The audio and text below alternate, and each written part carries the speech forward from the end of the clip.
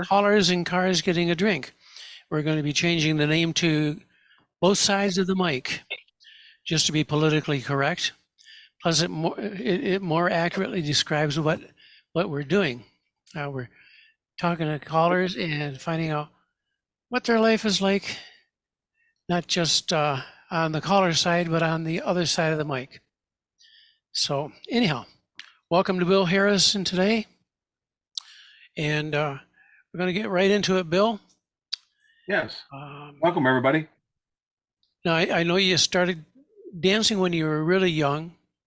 What possessed you to become a caller? Quite interesting. My parents were really involved in square and round. And I'm not sure if many remember back in the day that round dancing, the way it was cued, a lot of the round dances were done in like 3 sequences. And they would get up and it would be 3 times through the same way, or maybe 2 times through, or however they worked it at those days. And they would get up, the round dance crew would kind of get up and do the first one through, and then the dancers were left on their own. But my parents were really big in round dancing as well as square dancing. And I used to travel with them. And so I would go to our area festivals, which in our area, Waska, was probably one of the most premier festivals in the country. Back in those days, we used to run around 5,000 to 5,500 attendees a year. And the festival started on a Thursday and ended Saturday night. And by Friday morning of the current festival, it would be sold out. And so as a young lad, probably age 6 or so, I would go with my mom and dad to a lot of these events. And then one day they said, hey, there's a group down the road, probably about 30 minutes from where we lived, that are giving square dance lessons. And I said, no, I don't have an interest. They said, oh, come on, just give it a try. And so I said, okay, fine. So it was a team group. And in the church that they danced in, the main hall, they had their club caller, who was a gentleman. He wasn't a teen caller, but he was an older fella to me. And that's where the dancers were. And in the side rooms, they were able to open up and they held their beginner classes. And ironically, the round dance cure taught the beginner class. And so the first night, I went through the motions like everybody else did. And I was around about 7, 8 years old, probably around 8 years old, probably when I first started. And I couldn't remember the calls, the names of them on the way home. And my mom and dad said, no worries. When you go back next week, the caller will just start calling them and you'll react to them. And I thought, well, how can that be? If I can't remember what they were, the names, how am I going to remember how to do them? They said, oh, no worries. So they were really no help. So I returned the next week. And sure enough, he started calling those names that he taught us the week before. And I was doing what he said. And I was like, well, gee. So I got kind of interested in that facet of square dancing. Well, we didn't have all of the standardization back in that time frame that we have today. So my parents danced a lot in the area throughout the week. And I would just travel with them and I get up and start dancing. So the calls I hadn't been taught, I kind of learned on the cuff. And that was my journey forward in square dancing. And I guess about somewhere along there, I joined a teen club named the Oxon Hillbillies over in Oxon Hill, Maryland. And they had a young fellow who called for the club. He was of teen age, older than I was. And they had an amateur night. And I thought, well, gee, I'd like to participate in that. And so I did. So he gave me a singing call, and he gave me patter music. And we stopped at a restaurant afterwards. And you guys remember in restaurants in that time frame, they would always have those paper mats with all the advertisement on it, and you could flip it over as blank.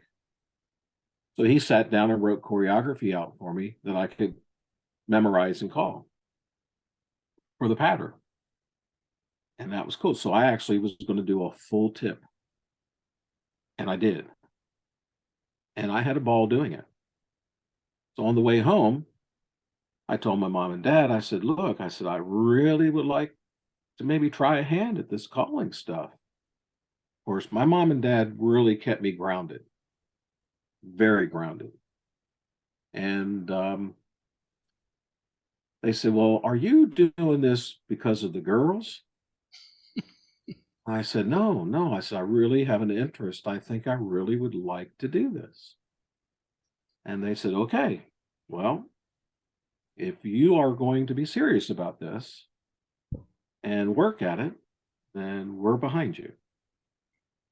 And I said, good. Now, I don't know if many of you know this name, Mac Parker, but Mac Parker was extremely good friends with Les Gocher. Mac Parker, probably, if I am correct in my statement, is the one who developed equivalents and zeros and really was the forefront person of that type of calling. And he had a belief that if you could zero and equivalent and all that, you call all day long, period. And so he had a summer school that he did every Monday night for years, apparently. And he would take X number of people. And we've had a lot of callers in our area who have gone through that course. And we would diagram out, one of our homeworks would be a diagram. We couldn't use checkers. We had to diagram everything from a static square. If you said head square through four, that's going to be the next picture you draw, so forth and so forth and so forth. And that's how we learned. And we learned a lot about equivalents and zeros. And that was my first step into the calling. And after that, I was fortunate because I was young. And that was about 1970 when I started calling. And I would start calling for groups in the area. And that built onto my true interest of really continuing with calling, and not to end up being the full-time caller that I became in later life, but definitely during my school years. And one day I had actually written my first call in 1970. Oh my gosh, I can't remember if it's 72 or whatever. I could look it up. And it was published by Jack Lasry in his notes, and I have quite a few of them that are in Burleson's encyclopedia after years after that too. So several years after, Jack had asked me to come to his week of caller school up in Keene, New Hampshire, which is where Earl Johnson Al Brundage had their school a week before, and Jack continued, he had a week afterwards at the same location. And fortunately, it was kind of difficult at that time for young teen callers to really get the support of the area callers in such a way, because I think sometimes looking back on it, the young person coming up that was doing a fair job at calling and so forth was kind of intimidating and so forth. But I was lucky that I had a fellow named Jocko Manning take me under his wing. And he kind of mentored me more, not just in calling, but in life itself and so forth. And I have always had a good upbringing. So the manners and everything like that were all important. And so it was old school. I mean, most of the guys in our area that were prominent callers were military people. And so you can understand their regimen of doing things. And so that was all good. And anyhow, my mom, my dad, and Jocko were sitting, we were talking, and said I wanted to go to this. And I said to Jack, I said, well, I haven't been calling 5 years, because in order to go to his school, you had to be calling 5 years. And I hadn't quite been there yet. He says, oh my gosh. He said, you're way far above that. So I want you to come. And I said, okay. So my mom and dad had decided, along with Jocko, that, hey, you haven't been at the very beginning of calling. You've kind of just escalated forward up. And why don't you think about going to the first week, which was Earl Johnson, Al Brundage, Jim Mayo, and Vaughn Parrish, who were the coaches. And my mom and dad said, look, it's going to be tough, but we'll do this. If you go to the first week, we'll put the bill to go to the second week. So I said, okay, fine. So here I am, about 15 years old now. And I had my learners. So my mom and I headed up to New Hampshire, and I drove through each state. She made sure I drove through each state going up. And of course, we got up to the location and so forth. And I did the very first week. And when I finished that first week, I had so much information, I didn't know how to really sort it all out. And I said, man, I'm going to go back home and start doing some of this stuff that I haven't done at the very beginning. And you're probably wondering, well, what is that? You know, I mean, I had everything else calling wise going. I was doing club dances, but I went back and started me a beginner's class. And that beginner class turned into a club. I had 10 squares of kids. And that became my very first club that I managed on my own. And I had that club for a long time. And that kind of forged me ahead into getting into the club calling and so forth, which actually helped me get through school. And when I graduated, I went to computer school, and I did 2 years. And my mom and dad said, well, you take a loan out, okay, because this will help you get credit and so forth like that. But my calling at that time is what helped me pay for my schooling. And then I went into computers. And then finally, probably about, well, I got married in 1984 in December to my wife, Judy, which I still am married to. And so in December was 84, February 1st, I worked for a company called Digital Equipment Corporation. And they were located out of the New England area. And I'd been with them probably about 7 years. And this was kind of like the beginning of the corporate cutback that was happening across America. And so they had to cut some people out. And at that time, I was a T5, which is a Tech 5. And I was a specialist in 3 different types of peripherals, which would be like tape drives, disk drives, and printers, and a special backup battery unit that I was the only one on the East Coast that knew how to deal with that. But they went by seniority, and there was 3 of us that just didn't have enough years in. So my boss came to me and said, my gosh, he said, I'm sorry about this. And I said, no worries. He said, but things are going to level out. And he said, about a year and a half, we'll probably call you. I said, okay. And they knew that I square dance called. They knew I had that as an extra type of income. They didn't know how much that income was, but they knew that I did it. It was not a secret. And so I came home and I was devastated, obviously. I mean, I was just like, wow, I'm newly married, and, you know, all of this is like caving in on me. And my wife and I sat down, and when we got married, my uncle had told us a story. And this story goes like this. He's always wanted to have a place in Ocean City on the ocean side. He finally bought a townhouse on the bay side, This is just like if you go down Ocean City to Main Drag, Ocean's over here, Bay is on the other side. And he walked us up to 2nd Street of Ocean City, right on the ocean. And right there next to 2nd Street was like a Phillips restaurant, which is a famous seafood place and so forth like that. And he said, "You see that piece of land right there where that building is sitting?" I said, "Yeah." He said, "I could have bought that for $100. I said, "Really?" He said, "Yeah." But he said, we were brought up that if we had a family, that no matter what, the family came first. And I had children and so forth like that. And he said, we probably could have made it through that month if I would have put that $100 down and bought that piece of land. It'd have been tough. We might have had to miss a night or two of food for dinner or something. But he said, we would have kind of really made it. But in the back of my mind, my mom and dad always said, family comes first. You take care of that family.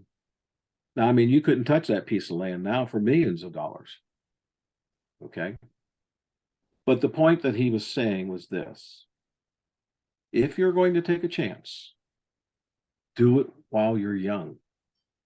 Don't do it when you get in your later years.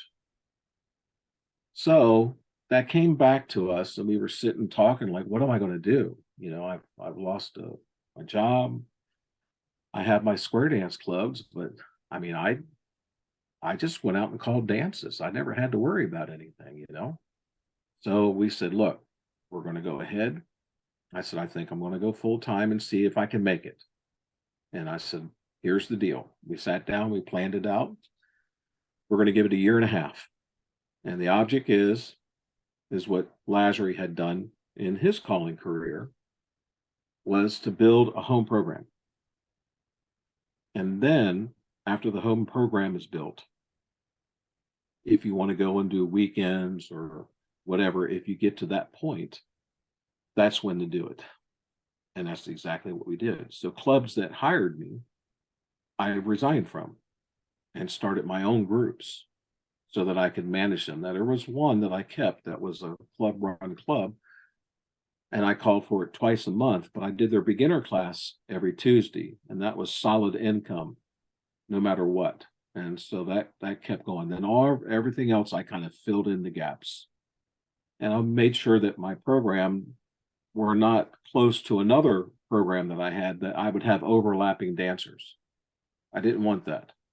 So I called in Northern Virginia. I started groups there. I had groups in Southern Maryland. I had groups in Baltimore, but they all were far enough away that none of the dancers would go to any of the others.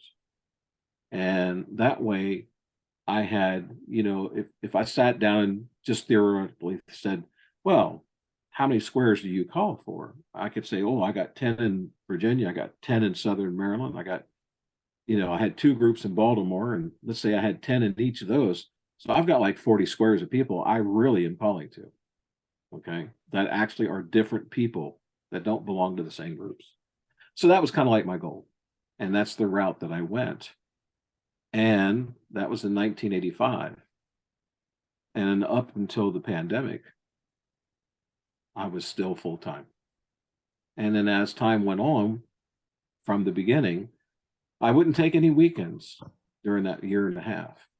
I would do like a Saturday special, maybe if somebody in Delaware had an anniversary dance, or Pennsylvania or New Jersey, or Virginia or North Carolina, I would go and do those.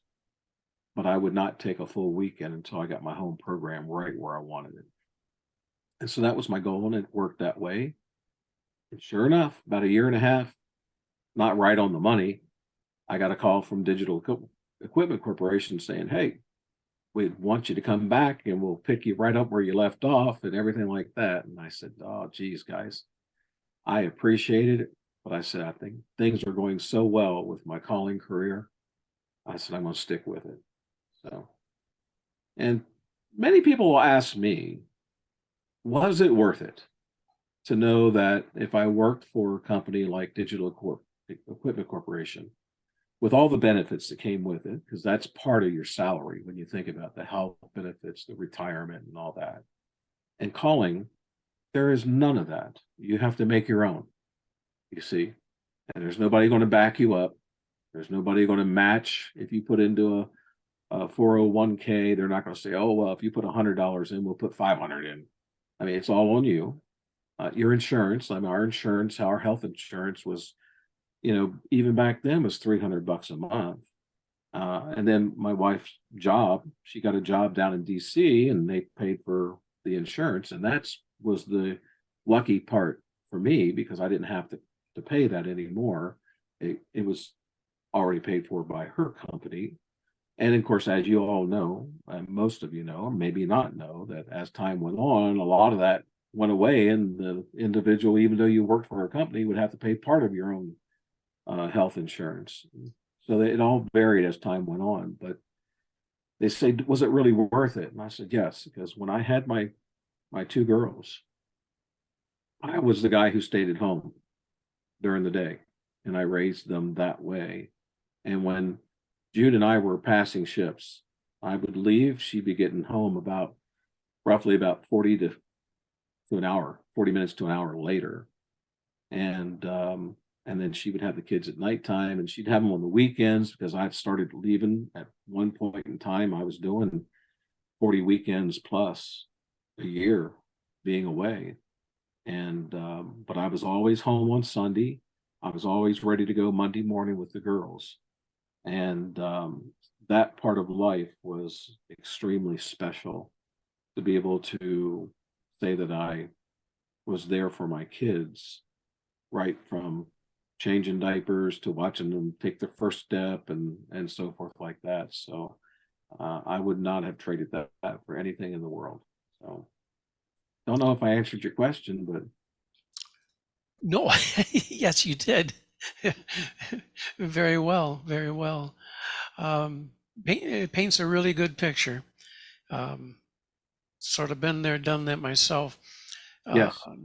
Where do you see yourself, say, 10 years down the road now? It's a very, very good question. So here goes a long story again.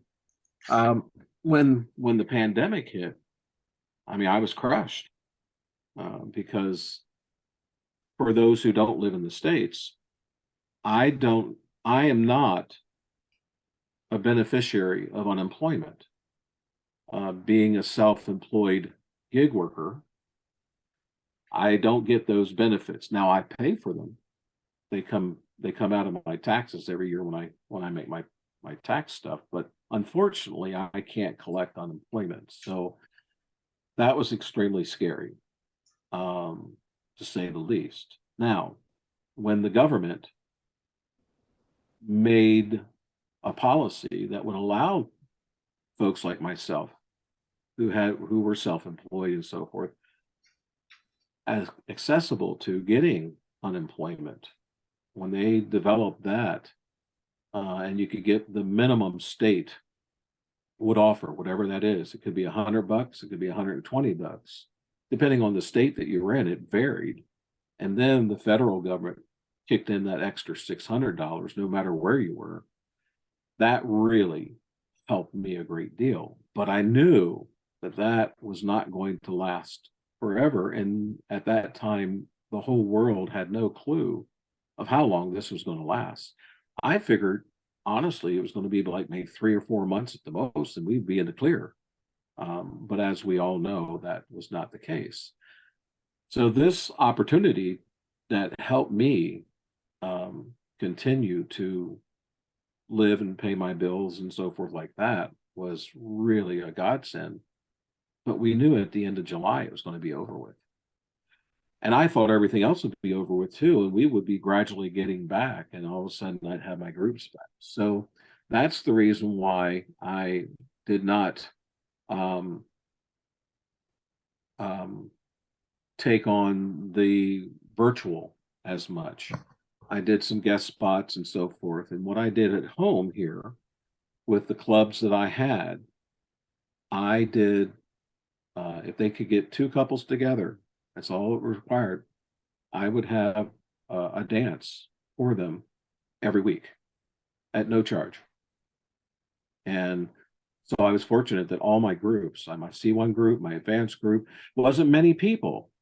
Okay, the C1 group was 4 people out of the whole group. My advanced group, it was 4 people out of the whole group.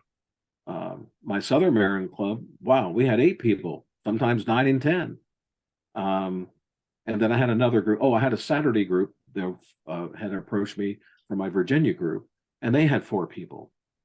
But every week, I would call for them, and in order to just to keep them in the loop of dancing.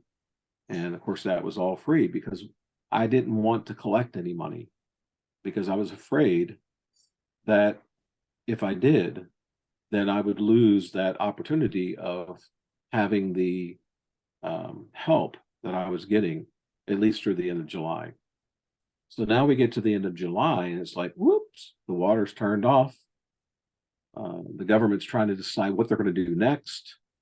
So they were supposed to make a decision in August. And I thought, okay, I can hang out to August. So, but in the meantime, I had a very good calling friend in my area who actually put together like a little GoFundMe. And we didn't make it a national thing. We just made it for the area. And they had raised some money to help Jude and I get through as well. And I'm forever indebted to that young man who did that. And so that helped a great deal. And then, of course, you know, the government didn't decide what to do until January.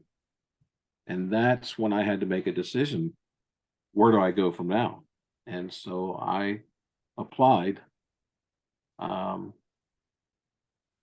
jobs. And my son-in-law said, well, Dad, he said, do you have a resume?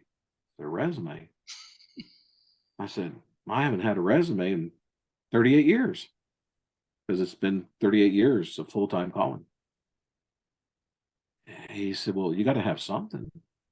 I said, well, I know the last company I worked for, but beyond that, I can't remember anything. He said, well, we got to do something. You just can't say, here I am. I said, oh, okay. So I came up to the office here and I started looking through my files. And lo and behold, I found a resume. And I'm not kidding you, the paper was yellow. And I thought, well, I pulled it out. He looked at it. He says, oh my gosh, man, you got tons of information here. He said, we got to condense this down to 1 page. I said, oh, okay. So he helped me do that. So I started taking my resume to these places, Home Depot, Safeway, whatever it would take. And they look at me and they go, you have to do this online. I said, what do you mean online?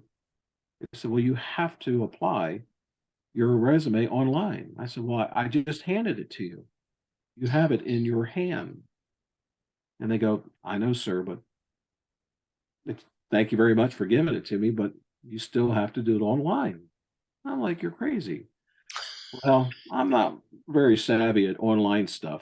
So I get online and I start doing this resume stuff. And next thing you know, out of my, I don't know what you would call it, my knowledge base as far as doing this, I have like 25 different group places that are looking for jobs for me.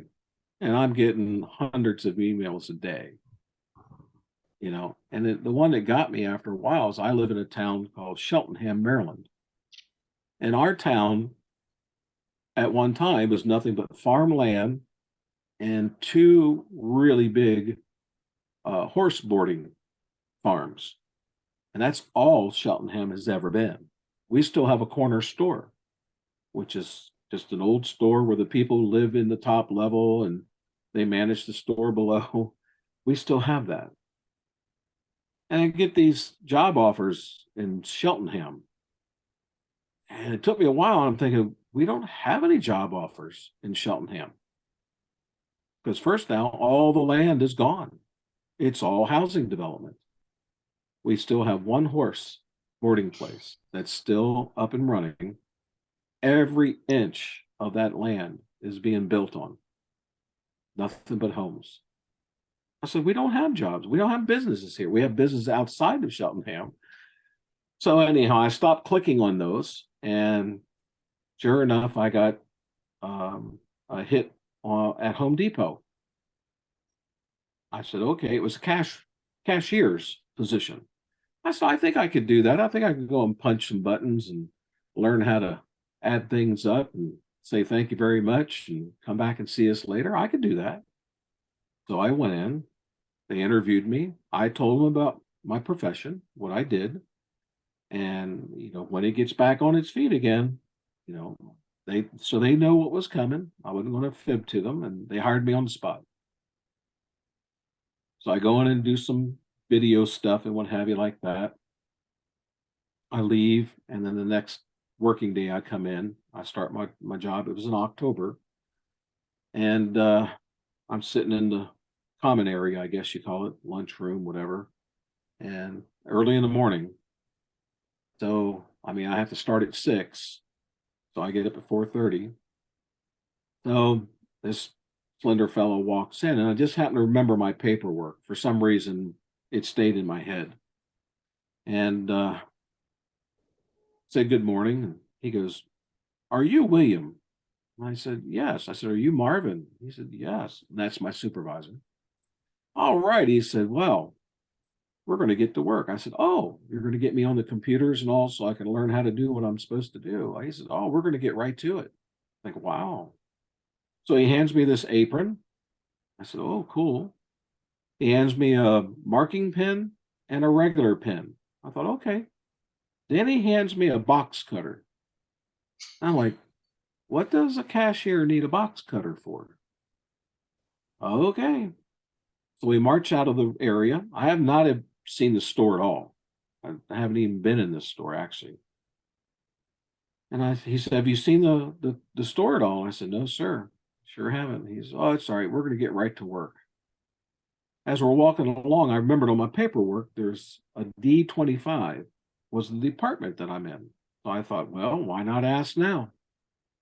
I said, "Can you tell me what D25 stands for?" He goes, "Yeah, that's hardware." Oh my, I know nothing about hardware. Nothing. I know a hammer hits a nail. I know a screwdriver goes into a straight or a Phillips. That's my knowledge. That's it. My knowledge base is very, very small. Well, I've been there over 2.5 years, and I work part-time there. And it's definitely a learning curve. I have a lot of different stories I could tell, but nobody here has enough time to listen to them all,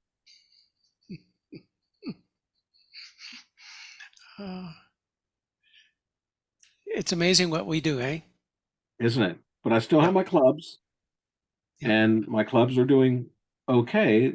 The problem I have most is the consistency, I've got a plus club, and we're probably dancing 3.5 sets.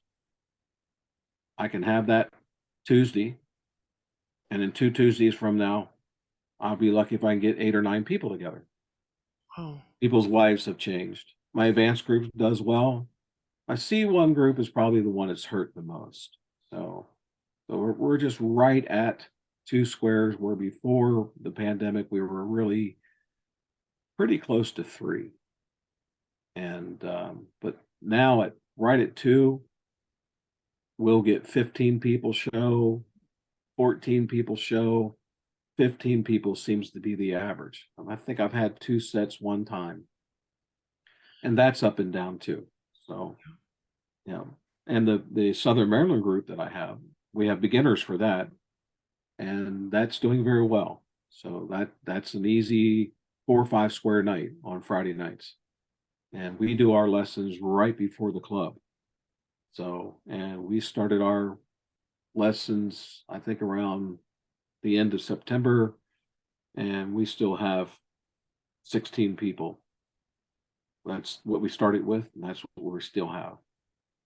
And then we're going to lose a couple, only because they're moving out of the area. But other than that case right there, we have the whole group still. And that's what keeps that group going.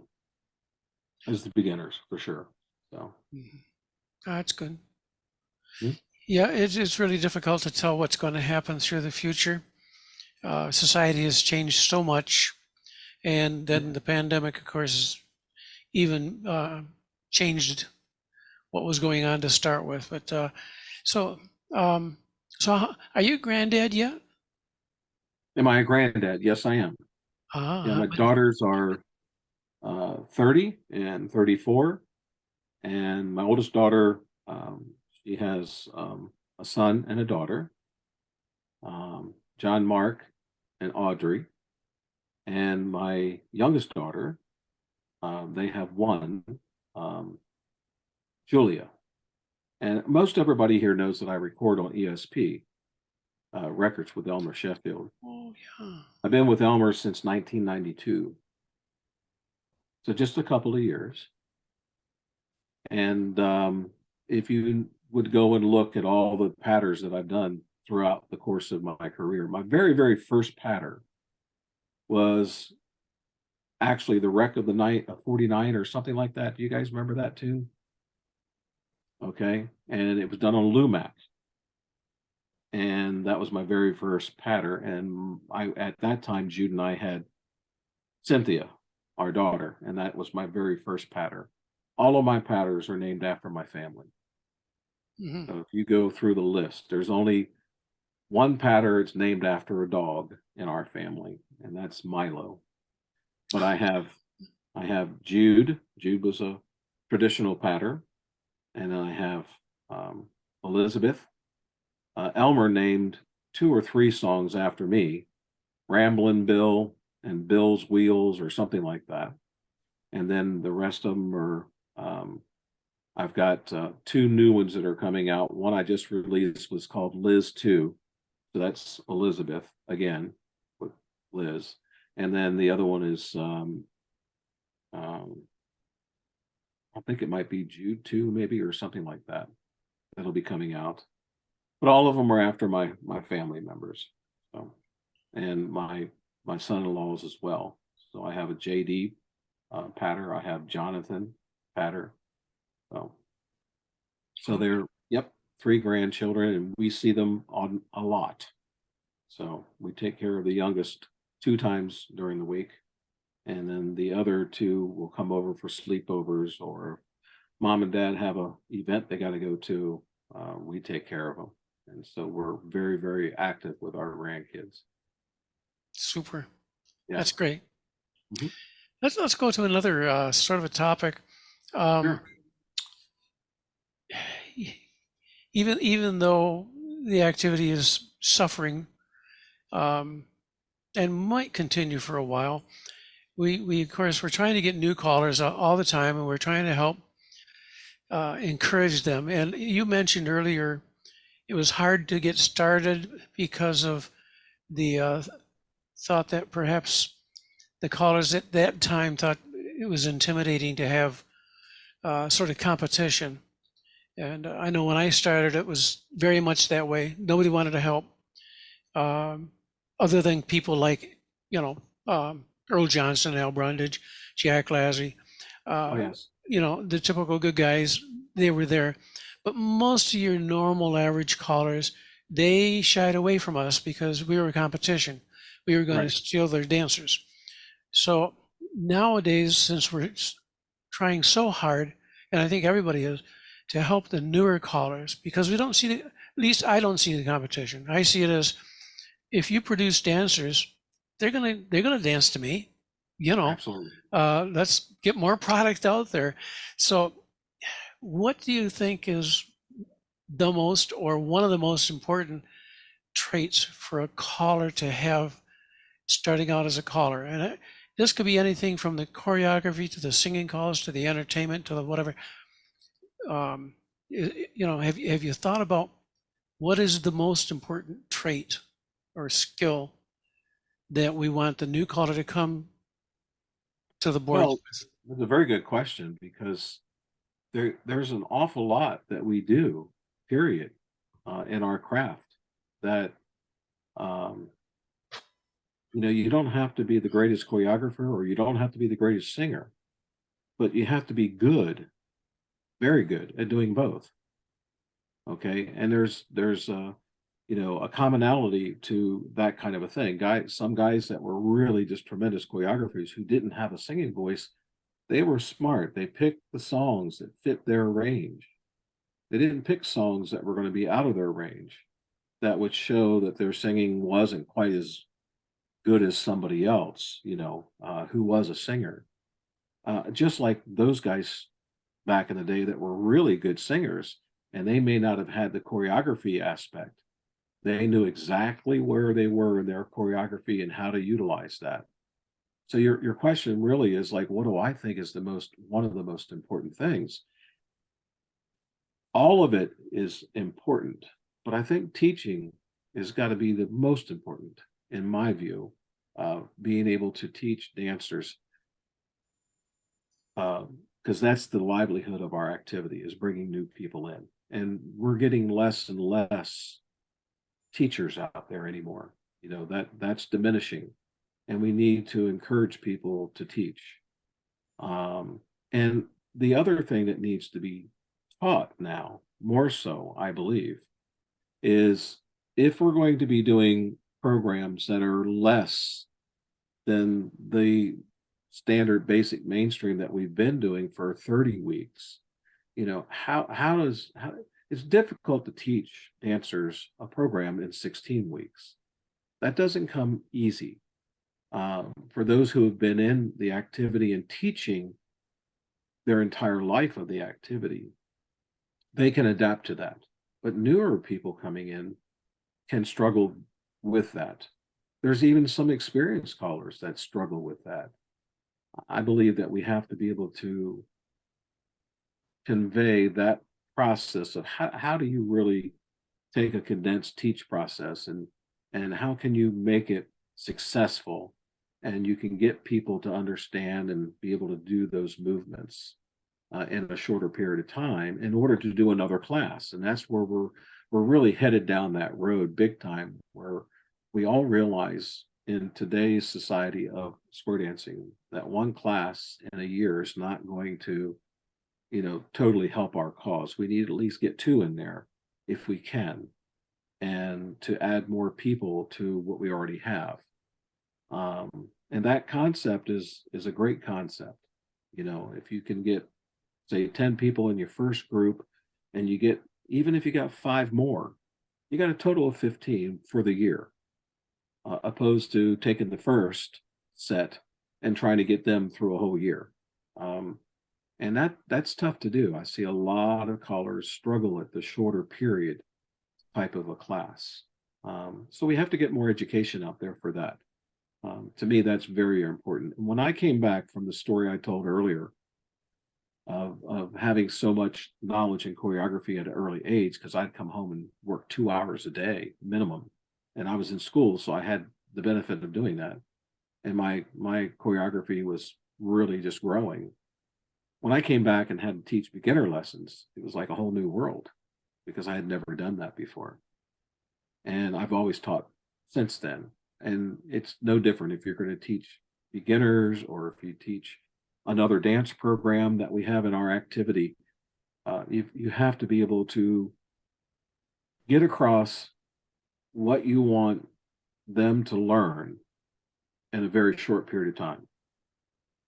And that's really tough. I see a lot of callers teach, and they talk 5 minutes on the subject, and they don't even tell them what the call is, basically.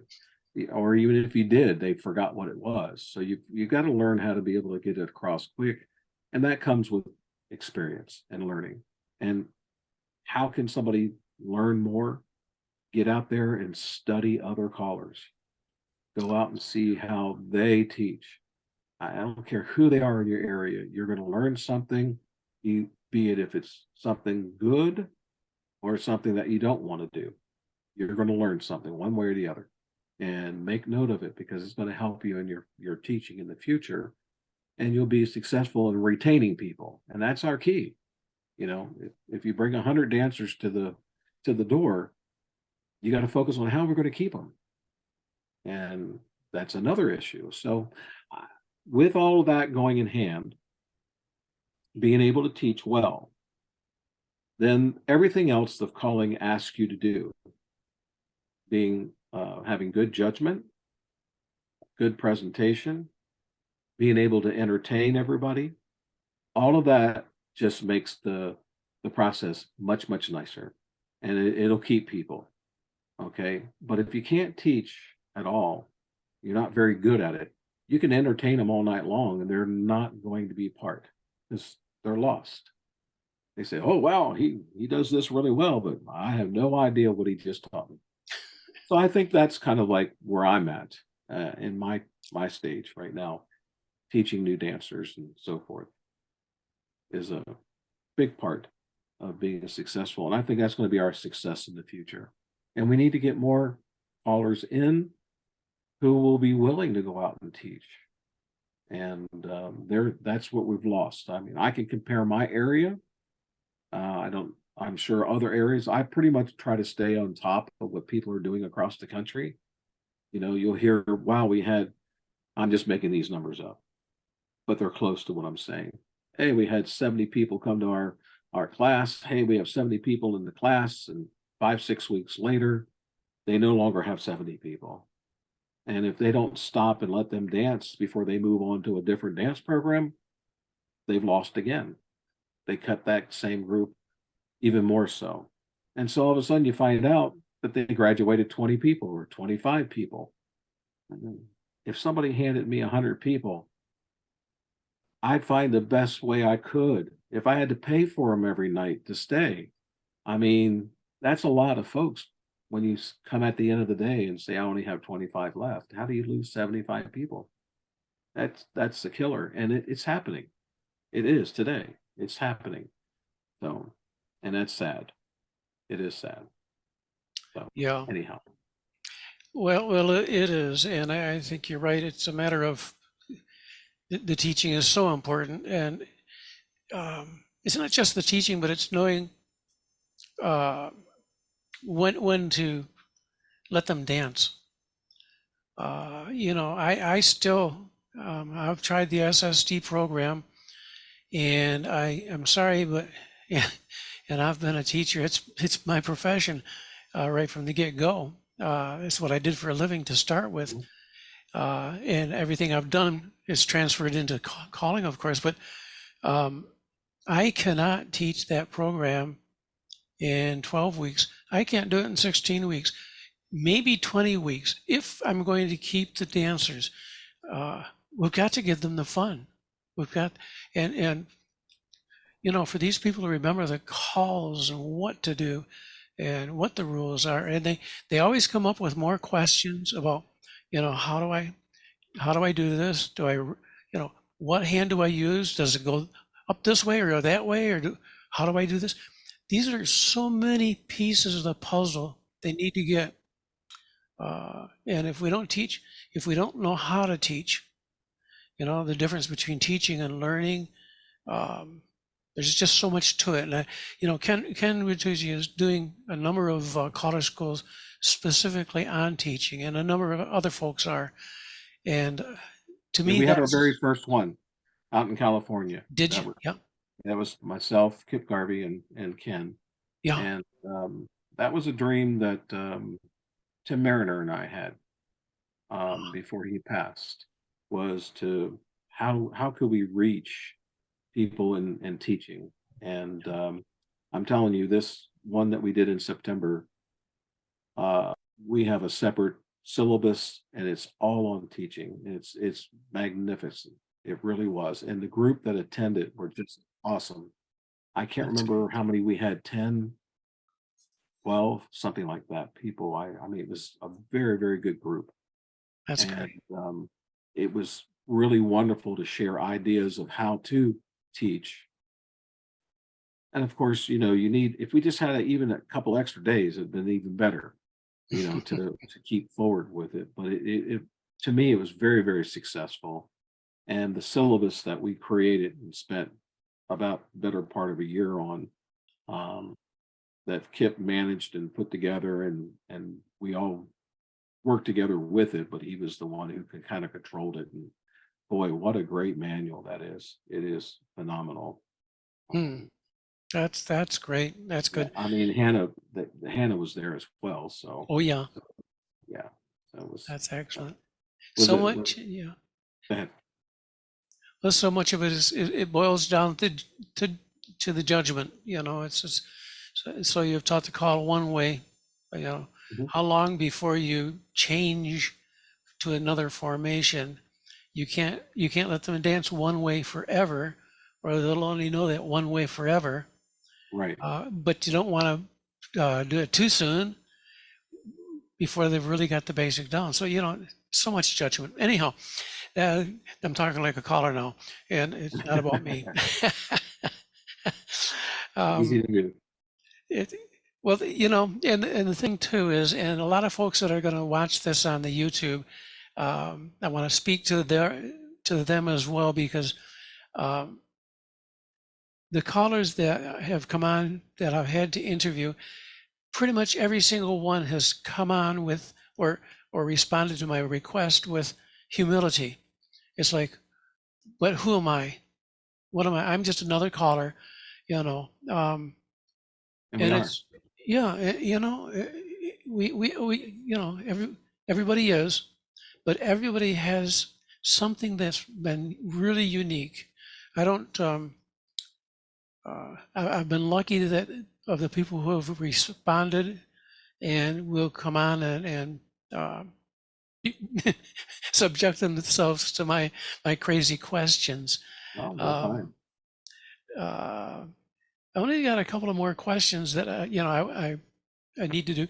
Um, what would you, what do you think you could be better at? What would you like to be better at in your calling situation? Better, better at. Oh, wow. Golly. I continue to work hard at everything that I do, be it if it's teaching or the choreography. I always, I challenge myself a lot. Um, for example, one night at a dance, for example, caller friend of mine attended, and he said, "Yeah, I just came up with this idea." I said, "Have you ever done something like Bows Run, right and left grand?" I said, "No, haven't." So my challenge was because I do site call, I use modules. Um, I have certain places I can recognize where I can do a get out sometimes, to a certain place. Um, I challenge myself to say, okay, we're going to dance, and I'm going to sight into this Bows Run, right and left grand. And so I did. And then he's like, wow. He said, how did you do that? I mean, did you have a, and I'm like, I don't know. I just saw where I needed to be and I did it. So, but is the type of guy who would go and write down how to do this. Like, where do I need to be? He might have a little, you know, get in and boom, he's got it. So then the next thing you know, is about 5 or 6 things that he was like, I haven't seen this done before. Can you do it? And I'm like, okay, let's give it a try. My whole point to this is it's not a brag point. It's a point that you should always challenge yourself, always. I don't care if you're teaching a class, if you're teaching beyond a class, maybe you're teaching a full advanced program or a plus program or whatever, to always find something that you need to work on. Like, how can I say this better? What can I do better? I am a big proponent in beginner classes of using two couples. I teach an awful lot of movements in the basic and mainstream program by two couples. And it's amazing how well people learn with just two couples. So I always tend to find out those kinds of things and try to compare them to, well, if I taught them with 8 people together, is their learning ability any better than it was from the two couple into the 8? And so I'm always challenging myself in that. I challenge myself in any program that I call, and I do call up to C2. Um, I would say probably now that I would like to um, probably do more site at my C2. I would like to be a little more comfortable there. That's the program where I can write up a storm for, but I just would like to be able to have that comfort zone of citing C2 because it's the program I do the least of. Um, C1 and A2 and plus and basic and mainstream are no problems. And you may say, well, why is that? Well, because when you site call, for example, if I run into a situation where I have a group of people, and as you travel, you run into folks you just don't know. And all of a sudden, if you had to rely on written material, for example, in order to call that program, it's so nice to be comfortable to just put it aside when you know you can't use it and be able just to make people dance and get that comfort zone. I had many, many years ago, a good friend of mine, Chuck Stinchcomb, which some of you probably remember. Yep. Um, his wife, Ida, had and was battling cancer really bad. And Chuck and I were good friends. We started a weekend together. And so my wife says, well, why don't you ride up with Chuck?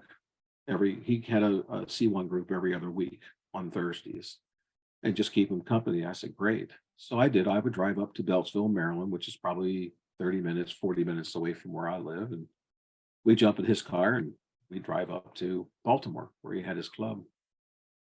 And I really went there just to keep him company, sincerely. And I would sit there and somebody would say, oh, you dance? No, I don't know the first thing about it. Well, the next thing you know, the next dance, they had a partner for me, and I had no idea how to dance challenge at all, challenge one. And there were times that we would return to his home and there would be an ambulance in the driveway taking Ida to the hospital. So I continued this venture for a long time. And they eventually got me dancing, and I struggled, obviously, because I had never been taught. And so one night, Chuck says, okay, 2 weeks from night, our next dance, I want you to work up some choreography and follow a tip. And I said, oh, I don't need to do that. He said, oh, yeah, you do. He said, you'll do fine. He said, you write it up, I'll review it. I said, okay. So I said, okay, fine. So 2 weeks come, sure enough. And we had a really nice crowd there, and they were all very, very giving, knowing that Chuck was going through this process with Ida. And so I started off. And like I said, I didn't know much about C1. So I started off with the first card. They crashed. I did the second one. They crashed. I did the third one. They crashed. And I'm like, oh my God, I couldn't do anything. So on the way home, he said, well, your cards were good. He said, there's no reason they shouldn't have been able to dance it. I said, well, so what did I do wrong? He said, well, he said, you never really had them in the palm of your hand. You never had them right there. I said, well, why not? He said, well, because you started off with the cards. They didn't feel comfortable with you, so they couldn't dance them. I said, well, that's silly. He says, you call advanced wonderful. Why didn't you start out with calling advanced? I said, well, because it's C1. He said, they got to know advanced. So he said, 2 weeks from tonight, you're going to do the same thing again. I said, no, I don't need to. He said, yes, you are. He said, but this time, you call some of that advanced, a couple sequences, just to make them dance. He says, you'll see. I said, okay. I'm like, he's crazy. That's not going to work. 2 weeks later, we zip up there during the night. He said, okay, Billy's going to get up here and call a tip for you guys. And they are all up there like I was the greatest thing since cherry pie. And I'm thinking, you guys have a short memory because you didn't dance to me at all 2 weeks ago. And so I did. I started off and I did called some 2 advanced sequences, just calling advanced. And they're all dancing, and they're just moving right along. And I thought, okay, I went to the very first card that I called 2 weeks ago. Bam, they nailed it. I went to the second one. Bam, they nailed it. I went to the third one. Same thing. So the gist of the whole story is that you've got to get that confidence of dancers in your hand first. And when you do that, you've built this nice camaraderie of trust. And they kind of believe in you. And they're not afraid of you. And they have a comfort zone. And then all of a sudden they start listening to you. And then all of a sudden, so that's probably what I'd like to have. If I had to work on anything in my career right now for my C2, I'd like to have that comfort because I have that knowingly in the other places. But I just don't have it quite there yet. Like I'm okay if I'm calling 2 and 3 days and all of a sudden, like the second day, I kind of get the groove of I could not use any material. I can kind of get them through some of the calls. But I'd like to be better at that, and that would be that's a goal of mine still. So That's good. Good to have goals. yes, Fun thing about goals is you don't always reach the goal, but you journey to another direction and discover even more things. So at this point, I want to open it up to those watching. Does anybody have a question for Bill that you'd like to ask him? Raise your hand or whatever. Oh, Don Beck. I'm just curious, Bill, non-square dance wise, when you were working for DEC, were you working at the mill? oh yes, I've been to the mill, yes, but in Lowell, Massachusetts was their main training center. Because I lived in Maynard for about 6 months and Oh, moved to Stowe, the next town, for about yeah. 29 years. Mhm. And also a good friend of mine was at DEC for many years, proud of his badge number 261. So Yes. Yep. But I have been to the mill, and but most of the training assessors were held in Lowell. you were probably good to get out when you did. Eventually, I guess it was years later that didn't they merge with someone else, I believe? Oh, I don't recall exactly, but or they were bought by somebody and then I should know the history, but bought by Yeah. somebody and then somebody else, and then all went downhill. Yes, right, exactly. So I They mean, in had that aspect, I understand that part of it, but boy, I tell you, it was mighty scary at the time when it all took place. That's for sure. So, a quick square dance thing, not a Mhm. question, but relative to the last comment you made. One of my early teaching learning was from Jim Mayo School 55 years ago. I don't know when. uh-huh. And when he taught programming, and I still preach this too, the job you have at the beginning of your dance, the first tip, not just the first couple sequences, is to prove to the dancers that they can dance to you, which Oh is yes. just what Chuck Stitchcomb clued you in on. Yes, that is Prove correct. to them they can dance to you. That's something I've never forgotten. Yeah. Good. And these are all good points. We all have them, and they all make a huge difference in approaching the dancer. And when you deal with folks at home more often, you have a comfort zone because you know everybody, you know everybody's face. You don't have to think a whole lot, do you? You just get up and say, I know who Mary and Joe are, but when you travel and you hit a place where you absolutely know zero people, none, absolutely no one, you only have that one tip to kind of figure out where you're going to be and how you're going to get there and for the rest of the night, for as far as learning people and who's matched and who's on, who can you kind of rely on. And that's, as we call it now today, we call it sussing the floor. But it's a total different ball game when you travel the country and the world, especially overseas. When you go into a hall and you don't recognize anybody, you don't know anybody really really well enough, like you see them on a regular basis every week, and you have to be able to focus in on those folks and where they're at and what their abilities are and where you're going to lie your trust in if you're going to be a site caller, for example. And most of us who do site have modules and all kinds of things going for it. It's the whole gamut. Don't think it's not. It's everything. So, mhm.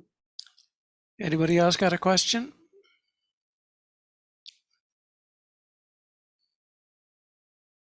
Duna, you're muted, so go ahead and unmute yourself.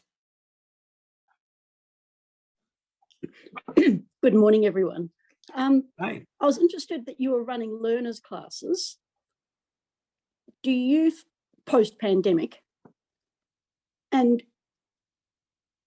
do you find the age of learners is increasing?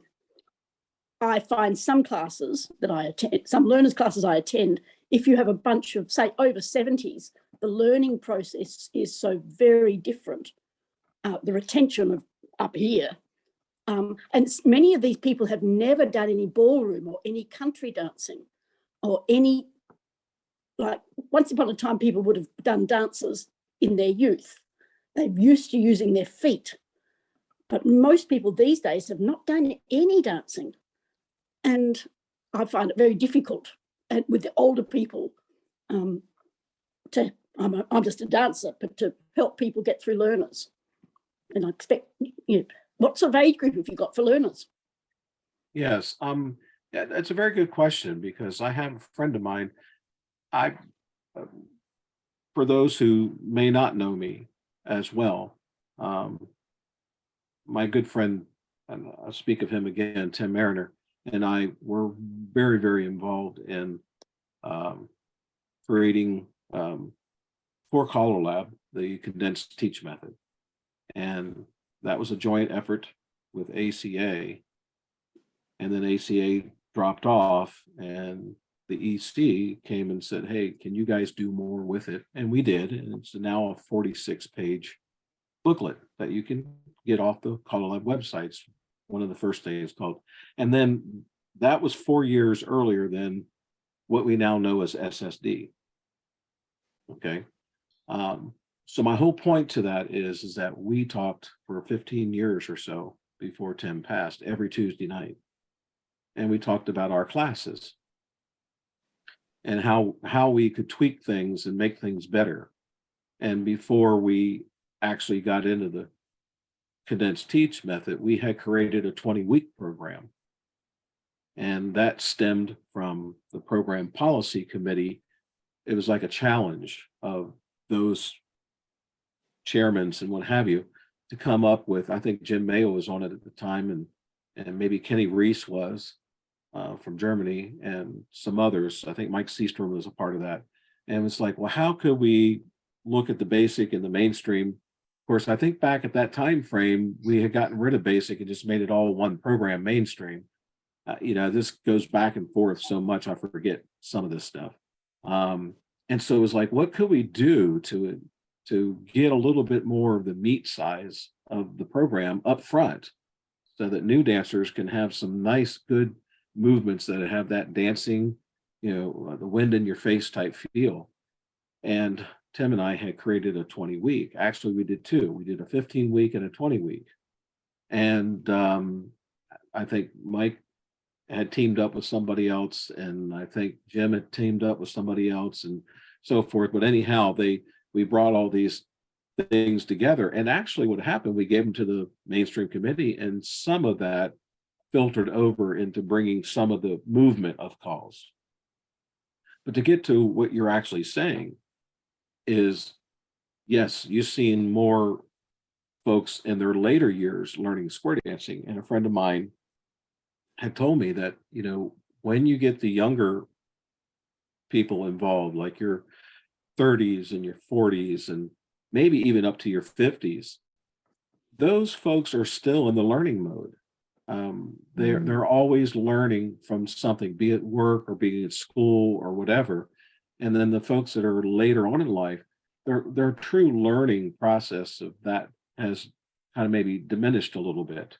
And so to try to teach them square dancing becomes a bigger task because they're not used to accepting a new learning curve.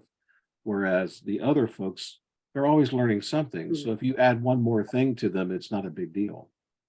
And we can lose some of our 40-year-olds because Yes, the yes. speed is so slow and so repetitious. yes, And they're not allowed to go into any other club until they've graduated. right. So it's a dangerous thing to lose our 40-year-olds. We've got, say, 2 of them in a class. Well, you take everybody here. I mean, I bet you everybody here has a minimum of 20 years involvement in the activity. I'm sure you all have been 20 plus. Some of us are even longer. So it's a fascinating activity that it has stood the test of time. I mean, people who get into it stay in it for a long, long time. And because it's got everything they need, eventually it becomes their whole social aspect of life because they've made new friends and they go places and they travel places and they go, it's a whole different community. Okay. But when you're getting in people that are older and we're finding that more and more, and I'm sure there's other areas that may have a better age limit that they're getting, they may be getting more 40-year-olds than they are getting, 70-year-olds and so forth like that. But again, our society is living longer, which is a great thing. So yeah, I don't know any more that I could add to that, but I do agree there is a difference, and there's a difference in their learning ability too. And we have to adjust to that if we're going to keep even those folks involved. Mm. Well, it's been a good afternoon of information. If you haven't danced with Bill, next chance you get to, definitely do. Go on YouTube. You can see Bill calling and whatnot. It's been many years that Bill and I have crossed paths. When he Yes, it mentions has. most of us have been in the activity for 20 years, 20 and 20 and 20, yeah, right. Don's got his hand up. He's going to say something here. Sure. Go for it. I had a couple more questions. One, as far as looking on YouTube, Joe, I was looking for you to see if I could find your calling on YouTube because I don't think I've ever danced to you, so I didn't notice any. You'll have to point me there later. Yeah, well, before you do that, Don, I want to mention you did dance to me once at Johnson's Barn. Oh, really? Okay. Yeah. In fact, it was probably one of the worst dances I ever called. I'm glad I don't remember it. Me too. But I do remember you being there. Go ahead with your next question. Oh, and this was towards to Bill. Bill, I've had an awful lot of interest in teaching dancers as well as you and Tim. And I'd like to get together with you some other time and chat, compare notes, and Absolutely. carry that on. It'd be great. Sure. I'll contact. Yes. Yep. You got my number. If anybody ever needs me, just go to callerbill.com. I got your number, man. Yeah. my everything is on callerbill.com. So I even have some papers that I've written over the years and all that. And everybody that would like to download them and read them and what have you are more than welcome. They're for your use. So anyhow, Super. it's been a pleasure. It really has. I want to thank everybody who took their day out just to come and spend it with me for this short period of time. God bless. And gosh, it's an honor to have you be out just supporting me. So I appreciate that greatly. And you see all these pictures back here behind me. That's all, a lot of that is my Collar Lab stuff. But you see the one over here. I don't know if I get my finger up here on the screen. Where's my finger? How's that work? How's that? Well, see, it's right back here. You see the cross up there and go over to that. That's a thing that when at Collar Lab, they used to have the chairman's party. And I would, a lot of years I bartended that. So we got these things together that we put together and had like a chef's, apron, and then had all the callers signed. So there's a lot of signatures. I don't know if you can see the picture of myself up there, but that Yes. came from a lady over in Sweden. Amelia, I think her name is. I don't think she's with us any longer. But one of the I've been over to Sweden a number of times, many times, and one of the jamborees that I did, I think it might have been Ericsson for all I know, I can't remember.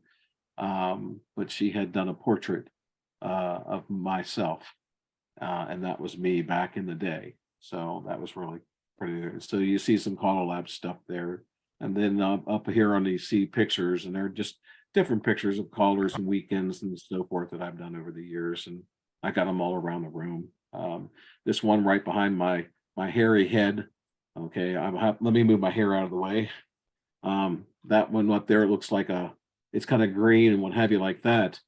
There's a hall that was built in Tennessee, which was going to be a square, and it did become a square dance hall. It's called in Chattanooga, Tennessee. It was called Alaman Hall, and I did a special dance for that group that was going to build the hall. They had gotten the land, and of course, back in that day, an average dance was $2 a person. Okay, and here they charged $10, and with that $10 got you was a stock certificate into the hall. So it bought you one share of stock.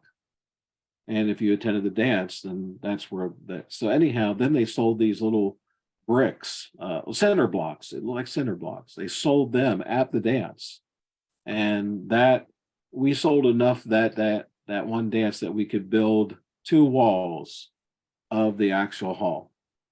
And so later on in life, this was so many years ago, in 1976, they wanted me to do the grand opening. And I had to turn them down because I was graduating high school and I couldn't miss my high school graduation. So, and it took many years later before I came back. They asked me to come and do their New Year's, and a couple in our area went down with Jude and myself. And she had, what's it called, cross-stitched this, and it's the picture of the hall itself and the year, and when it was in 76, whatever the month was, they actually had their opening, and the year I came back calling the dance. So that was kind of unique. So, and so I have a lot of that kind of stuff in my office. So anyhow, I thought I'd share that with you. Very good. Thank you. Yeah. Thank you very You're much. Well, I just want to kind of put in a plug for the next few weeks. And as I mentioned earlier, I'm morphing the name from Callers and Cars Getting a Drink to Both Sides of the Mic. Both sides of the I think it's better. It's more politically correct for one thing. Plus, it speaks more to what I was aiming to do with interviews like this, to let people see that we're not just callers on one side of the mic, we're human beings on both sides of the mic, that we have a life that we live, and it can be equally interesting as the side we leave as the quote, quote, stars, whether it was yesteryear or currently. So coming up in May, first off is Di Green. You see her bubbly looking face over there, the yellow picture. Di is going to be first. Yes, looking forward to that. Brian Clark from Vancouver, he was on earlier. Brian has a big history of calling and as a teen dancer as well. And I think Brian, what do we got here? I think Brian Hotchkiss. Let me see, Brian. Yes, Brian, you're no. Yes. Give me a heart attack, Brian. I'm going to send you back to New Zealand. Thank you, Joe. This is a terrible time of the morning for for us in Australia, because it's, I thought it started at 7, which was why I was late. But it really starts at 6 a.m. I was still in bed at that time, so I apologize for missing most of Bill's session. I'm sure it was very, very interesting. So Bill, I'm sorry I wasn't Oh, here. no worries. Start. No worries. Just glad you showed up and make sure you get some breakfast and some coffee. I haven't had my coffee yet, so I'm still asleep. And have Duna give you a wake-up call next time there, Brian. Hey, Dorian. I don't get a pulse until I've had my second cup of coffee in the morning. Well, Hey, Joe. fantastic. So we've got a great lineup for May. And of course, Todd's going to be on sometime in this year later on. Wonderful. Hannah's going to be on later. Oh, good. I see Doran is listed here. I haven't sent an invitation yet, but I'm going to, because you know, we want to hear from a lot of different places in the world, and the U.S. is still not that far from me, so No. our signal ought to reach. Where do you advertise these, Joe? Pardon? Where do you advertise these? Where can I find these ahead of time? Oh, okay. These are on YouTube right now. If you just Google callers in cars, let's see, callers in cars. Yeah, callers in cars getting a drink. You'll find the YouTube. In fact, I'll send you the links Okay. to it, because there's the different YouTube ones that I've done in the past as well. Now this one here is going to be changed. Is that right? Yeah, and I'm not sure if I can change the name on the original ones, kind of do a post edit. If I can, I will. Otherwise, I'll just keep editing or posting that. It's, callers in cars getting a drink, also known as both sides of the mic, until finally that sets in. Sure. I kind of got that idea off of Bill Peters's book that he wrote, The Other Side of the Mic. He did deal with the other side of the mic. I want to deal with both sides of the mic, because I think we all have a story to tell, and it's for it's not like we need the marketing, but Joe, I really like the new name, and I thought of Bill's book when you said it. did you good? It's appropriate. It's good. Have you got I know someplace in California, they list the videos that you've made so far. Do you have a playlist? Have you made a playlist of the videos? Do you have some up, or is it just on theirs? I don't think I've made mine into a playlist. It comes up when I go into my account. It comes up on my videos. But this time when I do Bill's video, I'll search it out and see if I can figure out how to make them into a playlist. If you need help, I can help you. Somebody in one of my classes taught me that at some point. I've got a list of the various things I've done. Oh, Makes okay. it easier. They just have one link to go, and you keep adding new stuff to it so they can get. Okay. That'd be great. Yeah, I've got a lot of free material too, that I don't mind sharing with people. One of the ones that I looked up was how to do progressives. I've always been high on progressives. The biggest amount of dancers I've called progressives for was I think in 2002 at the One square. how many squares? One? No, 40. Or no, there was 800 dancers, let's put it that way. And needless to say, we did not go all around the room. But I have a very, very simple method for doing progressives and exploding squares. And I know there's not a lot of material out there on it. It's certainly not easy stuff. And it doesn't require sight calling at all. So it's just pure math, Simple. So anybody interested in that, I'll be glad to send it. But anyhow, again, thanks so much to Bill for being willing to expose his past, present, and future. Yes, thank you. And we look forward to seeing you down the line. Okay. Thanks, Absolutely. folks. Toodaloo. Very nice, Bill. Thanks.